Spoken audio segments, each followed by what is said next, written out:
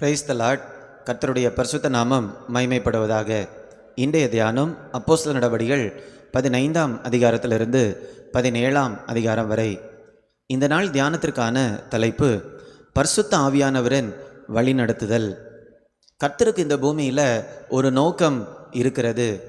அந்த நோக்கத்தை நிறைவேற்றுவதற்காக தான் பிரதானமாக அவர் பரிசுத்த ஆவியானவரை நமக்கு கொடுத்திருக்கிறார்.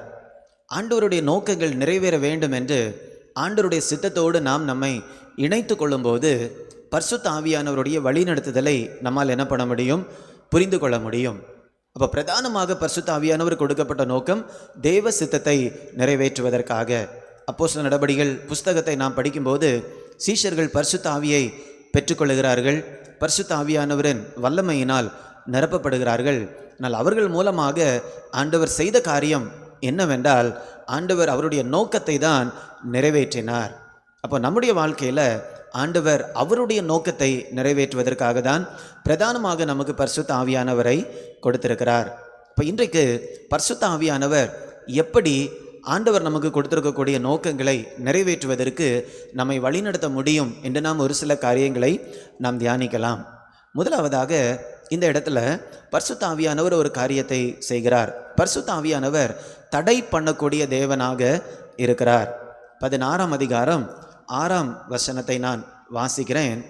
அவர்கள் பிரிகியா கலாத்தியா நாடுகளை கடந்து போன போது ஆசியாவிலே வசனத்தை சொல்லாதபடிக்கு பரிசுத்த ஆவியினாலே தடை பண்ணப்பட்டு.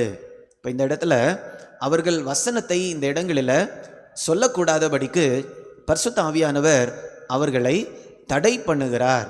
இப்போ ஒரு தடவை மட்டும் கிடையாது, இரண்டாவது தடவை திரும்பவுமாக பரிசுத்த ஆவியானவர் அவர்களை தடை பண்ணுகிறார். அதை நான் 7ஆம் வசனத்தில் வாசிக்கிறேன்.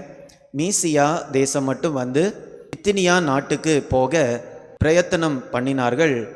ஆவியானவரோ அவர்களை போக விட்டாதிருந்தார். இப்போ சுவிசேஷத்தை சொல்லுவதற்காக தான் இவர்கள் இந்த இடத்திற்கு போக வேண்டும் என்று முயற்சி செய்கிறார்கள். ஆனால் பரிசுத்த ஆவியானவர் என்ன பண்ணல, அவர்களை போக அனுமதி கொடுக்கவில்லை. அவர்களை தடை செய்தார். வசனத்தை சொல்லாதபடிக்கு தடை செய்தார். ஆண்டவருடைய வசனத்தை நாம் மற்றவர்களுக்கு சொல்லுவது நல்ல காரியம்தான். அந்த காரியத்தை தான் அவர்கள் செய்வதற்காக கடந்து சென்றார்கள். ஆனால் பரிசுத்த ஆவியானவர் அவர்களை தடை செய்கிறதை நாம் பார்க்கிறோம். நிறைய நேரத்தில் நம்ம நினைக்கலாம், நம்ம வாழ்க்கையில் எந்த விதமான தடை வந்தாலும் அது பிசாசிடம் இருந்து மட்டும்தான் வருகிறது என்று. உண்மைதான், பிசாசு நாம் தேவ சித்தத்தை நிறைவேற்றாதபடிக்கு அவன் நம்மை தடை செய்கிறான்.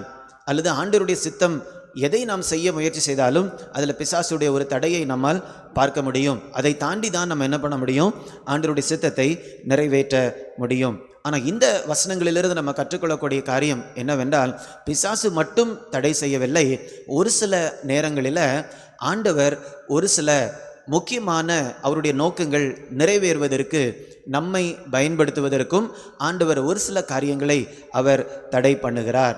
ஒரு சில நல்ல காரியங்களை செய்வதற்கு நம்ம முயற்சி செய்யும்போது ஆண்டவர் நம்மை தடை செய்து அந்த காலகட்டத்தில் ஒரு சில சிறப்பான நோக்கங்களை நிறைவேற்றுவதற்கு ஆண்டவர் நம்மை பயன்படுத்துகிறார். அதனால் எப்பொழுதுமே இது ஆண்டவருடைய சித்தம்தான் அப்படி நமக்கு தெரிஞ்சாலுமே நம்ம ரொம்ப ஓப்பனாக தான் இருக்கணும். நம்ம எப்பொழுதுமே ஆவியானவர் நம்மை எப்படி வழி நடத்தினாலும் அவருக்கு நாம் அனுமதி கொடுக்கக்கூடிய விதத்தில் நாம் வாழ வேண்டும். ஆவியானவருடைய சத்தத்தை நாம் கேட்காமல் என்ன பண்ணிவிடக்கூடாது, போய்விடவே கூடாது. அப்போ இந்த இடத்துல அப்போஸ்தலர்கள் ஆவியானவருடைய வழி நடத்துதலுக்கு அவர்கள் ஒப்பு கொடுத்தார்கள். இரண்டாவதாக நம்ம பார்க்கிறோம், பரிசுத்த ஆவியானவர் முதலாவதாக தடை பண்ணுகிறார். இரண்டாவதாக அவர் என்ன செய்கிறார் என்றால், ஒரு தரிசனத்தை கொடுத்து ஒரு புதிய வாசலை திறக்கிறார். 9ஆம் வசனத்தை நான் வாசிக்கிறேன். அங்கே ராத்திரியிலே பவுலுக்கு ஒரு தரிசனம் உண்டாயிற்று. அது என்னவெனில், மக்கதோனியா தேசத்தான் ஒருவன் வந்து நின்று, நீர் மக்கதோனியாவுக்கு வந்து எங்களுக்கு உதவி செய்ய வேண்டும் என்று தன்னை வேண்டிக் கொண்டதாக இருந்தது. இப்போ இங்கே பாருங்களேன், ஒரு சில இடங்களுக்கு போக வேண்டாம் என்று பரிசுத்த ஆவியானவர் அவர்களை தடை செய்தார். ஆனால் ராத்திரி தூங்கும்போது பவுலுக்கு ஒரு தரிசனம் வருகிறது. அது என்ன தரிசனம்? மக்கதோனியா தேசத்திற்கு அவர்கள் போவதற்கு ஒரு அழைப்பு வருகிறது. உடனே அவர்கள் என்ன செய்கிறார்கள் என்றால் அதை புரிந்து கொள்கிறார்கள். இந்த அழைப்பு தேவனிடத்திலிருந்து வந்திருக்கிறது என்று. நாம் 10ஆம் வசனத்தை வாசிக்கும்போது, அந்த தரிசனத்தை அவன் கண்டபோது அவர்களுக்கு சுவிசேஷத்தை அறிவிக்கும்படி கர்த்தர் எங்களை அழைத்தார் என்று நாங்கள் நிச்சயித்து கொண்டு உடனே மக்கதுனியாவுக்கு புறப்பட்டு போக பிரயத்தனம் பண்ணி. இப்போ இந்த இடத்துல நம்ம பார்க்கிறோம், ஒரு கதவு அடைக்கப்படுகிறது, உடனடியாக இன்னொரு புதிய கதவு திறக்கப்படுகிறது. அப்போ ஒரு தரிசனம் கிடைக்கிறது. மக்கதுனியா தேசத்திற்கு வருவதற்கு ஒரு அழைப்பு அந்த இடத்துல கிடைக்கிறது. உடனே ஆண்டவர் தான் நம்மை அழைக்கிறார்.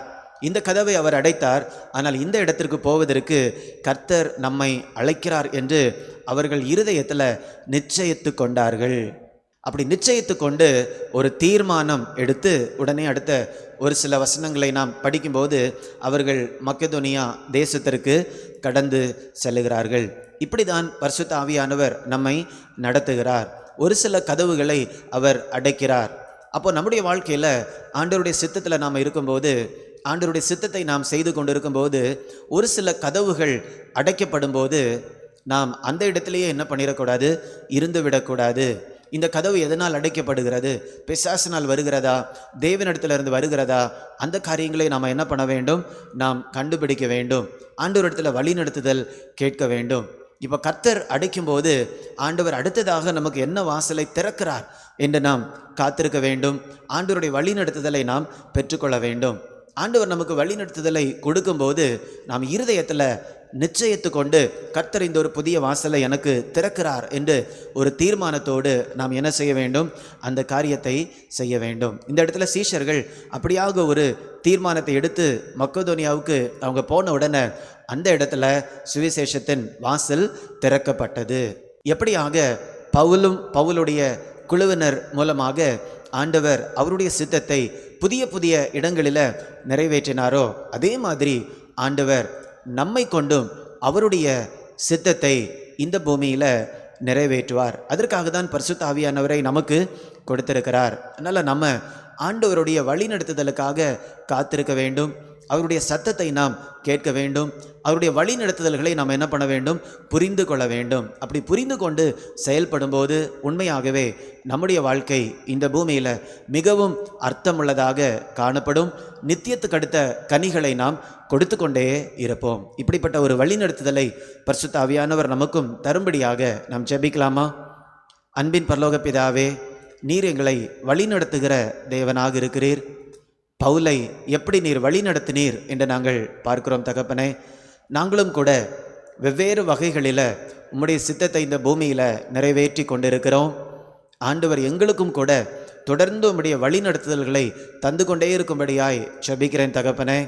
ஆண்டவர் திறக்கக்கூடிய கதவுகளை நாங்கள் புரிந்து கொண்டு எங்களுடைய தீர்மானங்களை அதற்கு ஏற்ற விதத்தில் நாங்கள் எடுத்து செயல்பட ஆண்டவர் கிருபை தரும்படியாய் ஜெபிக்கிறேன் தகப்பனே.